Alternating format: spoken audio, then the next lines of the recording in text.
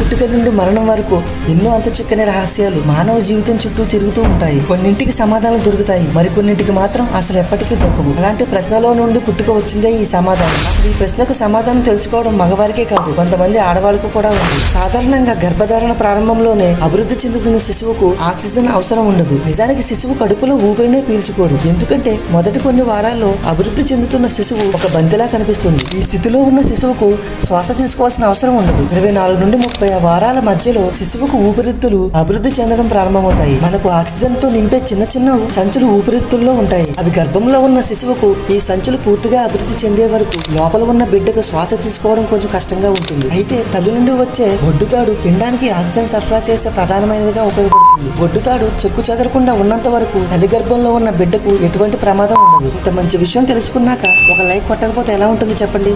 So like and subscribe.